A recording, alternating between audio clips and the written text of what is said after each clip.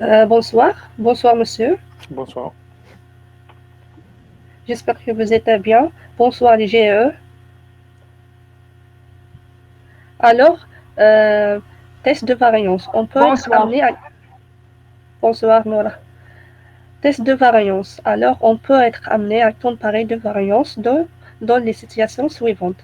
Lorsqu'on veut vérifier la condition d'application d'égalité des variances dans le test Students de comparaison de moyens, ou lorsque le problème porte sur la variabilité des observations.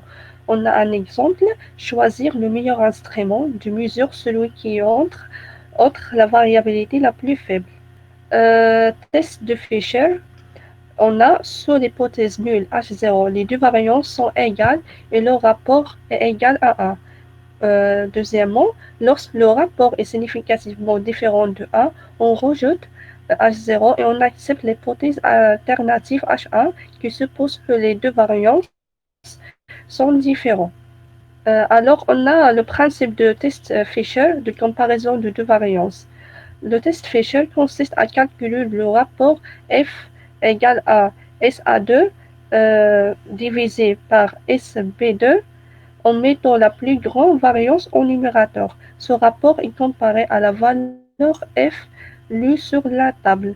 F avec une degré de liberté A égale à NA-1 et degré de liberté B égale à MB-1 au point alpha égale à 2,5%.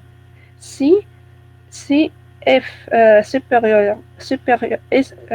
FO supérieur F alpha H0 est rejeté, les variances sont significativement différentes.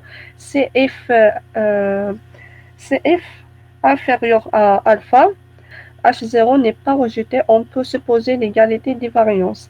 Condition d'application, les distributions doivent être supposées normales dans les deux populations de provient, provient les deux échantillons. Alors, on a un exemple. On désire comparer la pression artérielle diastolique PAD d'un groupe du sujet sain MA égale à 70 D1 1 et d'un groupe de sujets atteints de euh, drépanocytose MB égale à 61,8. On ne dispose, on ne dispose que de 20 individus par groupe. La variance de la pâte est respectivement de 116,7 et de 57,2. Alors la solution, avant de mettre en place un test de Fisher, on vérifie six conditions d'application, en particulier l'égalité des variances. On a l'hypothèse, on a H0, les deux variances ne sont pas différentes, HA, les deux variances différentes. Et on a le ratio, on calcule le ratio FO égale à 116,7 divisé par 57,2 égale à 2,04. On a la degré de liberté KA égale à 20 moins 1 égale 19 et on a KB égale 20 moins 1 égale 19. On regarde dans la table F alpha 2,5% à 19,19 degrés de liberté. La table de F ne donne pas la valeur seuil pour DDDL égaux à 19, mais pour DDL, c'est-à-dire degré de liberté, égaux à 20. Et on a de F dans la table, F alpha égale de 20, 2,46.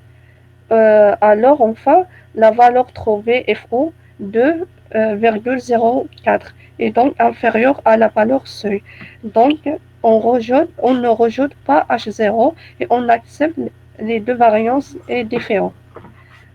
Euh, Conclusion, nous avons appris à effectuer un certain nombre de tests et les d'autres, euh, tout fonctionne sur le même principe. Si vous avez compris ce qui est précis, vous serez capable de les apprendit correctement lorsque vous les rencontrez. Alors, merci pour votre attention. مش في شي سؤال؟ Oui, s'il y a des questions, n'hésitez pas à les poser. Donc, je pense que vous avez terminé votre exposé. Ouais, elle est terminée.